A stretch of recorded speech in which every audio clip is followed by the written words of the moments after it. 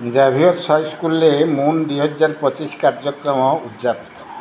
ବ୍ରହ୍ମପୁର ସ୍ଥାନୀୟ Meenakshi ନଗରସ୍ଥିତ Saint Xavier's ହାଇସ୍କୁଲରେ ଛାତ୍ରଛାତ୍ରୀଙ୍କ ଶିକ୍ଷା ସହ ବିଭିନ୍ନ ସ୍କିଲ୍ ଡେଭଲପମେଣ୍ଟ କ୍ଷେତ୍ରରେ କିପରି ସଫଳତା ଓ ବିକାଶ କରାଯାଇପାରିବ ସେହି ମହାନ ଉଦ୍ଦେଶ୍ୟ ରଖି ଦୀର୍ଘ 4 ଦିନ ବ୍ୟାପୀ ଅର୍ଥାତ୍ 13 ଅକ୍ଟୋବର ସୋମବାର ଠାରୁ 16 ଅକ୍ଟୋବର ଗୁରୁବାର ପର୍ଯ୍ୟନ୍ତ ମୁନ୍ Shri Kaushik model united nation 2025 ନାମ ଅନୁରୂପ ମିଳିତ ଜାତିସଂଘର ଶିକ୍ଷାର ବିକାଶ ସମ୍ପର୍କିତ ଏକ କର୍ମଶାଳା ଆୟୋଜନ ହୋଇଥିଲା, ଯାହା ଗୁରୁବାର ଉଦ୍ଯାପିତ ହୋଇଯାଇଛି।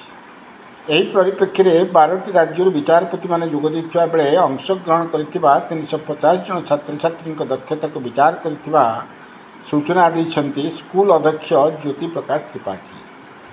ସେହିପରି ଉପାଧ୍ୟକ୍ଷ ପ୍ରକାଶ ପଲ୍ଲେଇ ଦକ୍ଷିଣ ଓଡ଼ିଶାରେ ଏପରି କାର୍ଯ୍ୟକ୍ରମ ପ୍ରଥମ ଥର ହୋଇଛି। ମଧ୍ୟପ୍ରଦେଶ, ଗୁଜରାଟ ଭଳି ବାହାର ରାଜ୍ୟରୁ ଛାତ୍ରଛାତ୍ରୀ ଆସି ଏହି କାର୍ଯ୍ୟକ୍ରମରେ ଅଂଶଗ୍ରହଣ କରୁଥିବା ବେଳେ ଆସନ୍ତା ବର୍ଷ ମଧ୍ୟ ଏହା ଅନୁଷ୍ଠିତ ହେବ ବୋଲି ସୂଚନା ଦେଇଛନ୍ତି।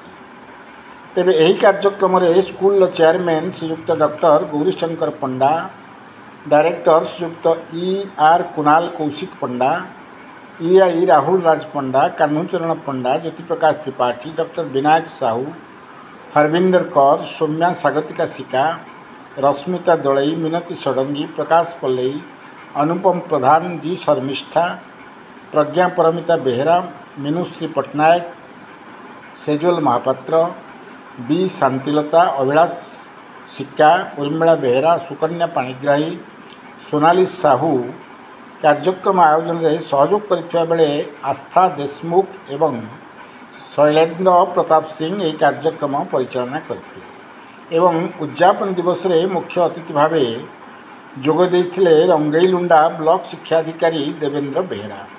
ପୂର୍ବରୁ ମଧ୍ୟ ସ୍ଥାନୀୟ ମେୟର, ବହୁ ବିଧାୟକ, କର୍ମୀବୃନ୍ଦ କାର୍ଯ୍ୟକ୍ରମରେ ଯୋଗ ଦେଇଥିବା ନଜିର ରହିଛି। ତେବେ କାର୍ଯ୍ୟକ୍ରମରେ ବହୁ ମାନ୍ୟଗଣ୍ୟ ବ୍ୟକ୍ତି ବିଶେଷମାନେ ଉପସ୍ଥିତ ରହି ଛାତ୍ରଛାତ୍ରୀମାନଙ୍କୁ ଉତ୍ସାହିତ କରିଥିବା ଦେଖିବାକୁ ମିଳିଥିଲା। ବ୍ରହ୍ମପୁରରୁ ସୁନୀଲ ବିଶ୍ୱାସଙ୍କ ରିପୋର୍ଟ, କ୍ରାନ୍ତିଧାରା। ମୁଁ Debendra Behera, block education officer, Rangeilunda block, Ganjam. ଆଜି ଆସିଥିଲେ ଅତିଥି ରୂପେ ସାର୍ ଜୟବେଶଙ୍କୁ କ'ଣ କହିବେ କାର୍ଯ୍ୟକ୍ରମ ବିଷୟରେ? ଆଜି ଦେଖନ୍ତୁ ସାର୍, ଆମର ମୋ ଚାକିରି ଜୀବନ ଭିତରେ ବା ପ୍ରଥମ ଥର ପାଇଁ ମୁଁ ଏଭଳିଆ ଏକ ମାନେ ନୂତନ କାର୍ଯ୍ୟକ୍ରମ ଦେଖିଲି, ଯେଉଁଥିରେ କି ଆମର ସେଣ୍ଟ ଜାଭିୟର ହାଇସ୍କୁଲ ତାର ପ୍ରଥମ ଥର ପାଇଁ এই କାର୍ଯ୍ୟକ୍ରମଟି ସେ ଯେହେତୁ ଘରୋଇ ଅନୁଷ୍ଠାନ ଏଇଟା, ତ ସେମାନେ ଗୋଟେ ଅଭିନବ କାର୍ଯ୍ୟକ୍ରମ କରିଛନ୍ତି, ଯାହାର କି ଆମର ଷଷ୍ଠରୁ ଦ୍ୱାଦଶ ଶ୍ରେଣୀ ପର୍ଯ୍ୟନ୍ତ ପିଲାମାନଙ୍କୁ ସାମିଲ କରିଛନ୍ତି। ତେଣୁକରି ଏଥିରେ ବହୁତ ସୁନ୍ଦର କାର୍ଯ୍ୟକ୍ରମ ମାନେ କରିଥିଲେ।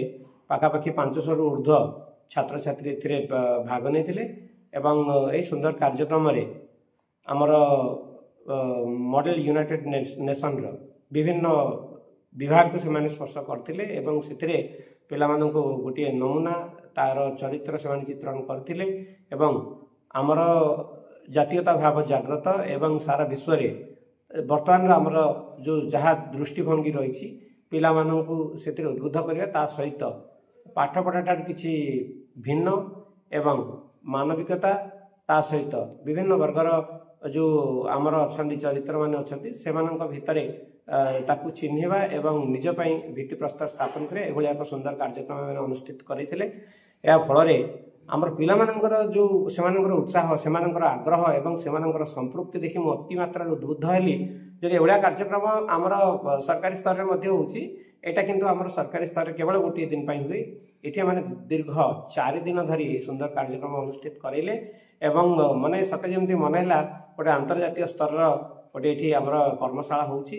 ମାନେ ମୁଁ ନିହାତି ଭାବରେ ଖୁସି ଯେ ଏଭଳିଆ ଏକ କାର୍ଯ୍ୟକ୍ରମରେ ମୁଁ କିଛି ସମୟ ଦେଇଛି ମୋର କାର୍ଯ୍ୟ ବ୍ୟସ୍ତତା ଭିତରେ। ତେଣୁକରି ମୁଁ ଆଶା ରଖିବି ଯେ ଆମର ପିଲାମାନେ ଯାହା ବି ଏଠି ଶିଖିଲେ, ଆମର ଯେଉଁ ଜାଭିୟର ଯେଉଁ ହାଇସ୍କୁଲ ଏମାନେ ଯେଉଁ ଇନିସିଏଟିଭ୍ ନେଇଛନ୍ତି, ପଦକ୍ଷେପ ନେଇଛନ୍ତି, ତାର ପ୍ରଭାବଟା ନିଶ୍ଚିତ ଭାବରେ ସକାରାତ୍ମକ ଭାବରେ ପଡ଼ିବ ଏବଂ ସେମାନେ ଆଶା ମଧ୍ୟ ରଖିଛନ୍ତି ଯେ ଆଗାମୀ ବର୍ଷମାନଙ୍କରେ ମଧ୍ୟ ଏହି କାର୍ଯ୍ୟକ୍ରମ ଜାରି ରହିବ। ଫଳରେ ପିଲାମାନେ, ଅଭିଭାବକ ଏବଂ ଅନ୍ୟ ବିଦ୍ୟାଳୟ ତଥା ଅନ୍ୟାନ୍ୟ ଛାତ୍ରଛାତ୍ରୀ ଏବଂ ଆମର ସରକାରୀ ସ୍ତରରେ ମଧ୍ୟ ଏହାର ଏକ ସକାରାତ୍ମକ ପ୍ରଭାବ ପଡ଼ିବ। ଫଳରେ ଆମେ ଅତି ଶୀଘ୍ର ଭାରତବର୍ଷରେ ଏବଂ ବିଶେଷ କରି ଓଡ଼ିଶାରେ एक सुंदर आमर जो पिला माने आज भविष्य कालीर से आज शिशु कालीर नागरिक से एक सुंदर नागरिक हो पारि ए दृढ़ निश्चिंत। धन्यवाद। नमस्कार, Jyoti Prakash Tripathi, principal Saint Xavier high school Meenakshi Nagar. Shri Kaushik model united nation ये एक अंतर्जातीय कर्मशाला गोटे वन काइंड ऑफ मॉडल जहाँकि आमे आम स्कूल रे दीर्घ 4 दिन हम कर यह एक नेशनल एजुकेशन पॉलिसी 2020 जातीय शिक्षा नीति 2020 अनुजाई एक सचेतन वार्ता पिला मध्य आम जागृत करूँ जोटा कि experiential learning, critical thinking as well as it is a combination of the higher order thinking starting from pedagogy to Bloom's taxonomy. And ये एमती एक कर्मशाला जो थे कि आम मैंने पिला डिफरेंट डिफरेंट पोर्टफोलियो रे रखी से डिफरेंट एक्टिविटीज रे आम से एंगेज कराऊँ जहाँफल कि जातीय एवं अंतर्जातीय इश्यू को आम मैंने सामना को आनीपर।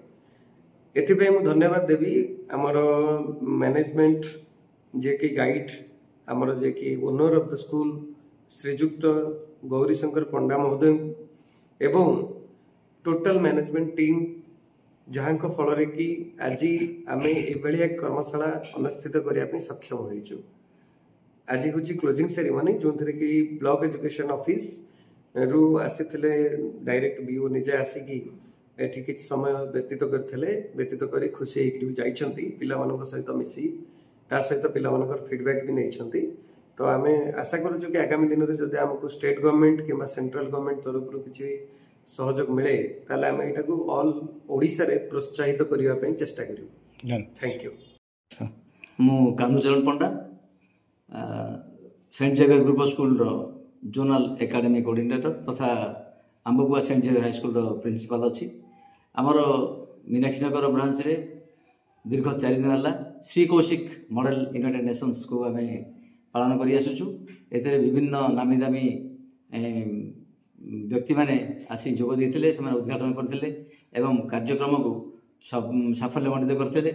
आज मुख्य अतिथि आमर ब्लॉक एजुकेशन ऑफिसर रंगेलुंडार श्री देवेंद्र बेहरा सार आसी क्लोजिंग सेरेमनी जोग देइछन्ती आ पिला को उत्साहित करछन्ती पिला को सर्टिफिकेट बंटन करछन्ती आ जो मान थिले एग्जीक्यूटिव बॉडी मेंबर से मानको तांकर टोकन ऑफ लव प्रदान करछन्ती सर। आ एथिरे कि हमर छात्र छात्री माने बहुत उत्साह प्रदर्शन करी आगामी दिन में से केमिति मॉडल यूनाइटेड नेशंस विषय रे ज्ञान आहरण करेंगे आहरी मिलित जातिसंघ कौन पार्लियामेंट कौन यूथ पार्लियामेंट कौन से विषय ज्ञान आहरण कर पिला बहुत खुशी अच्छा। धन्यवाद।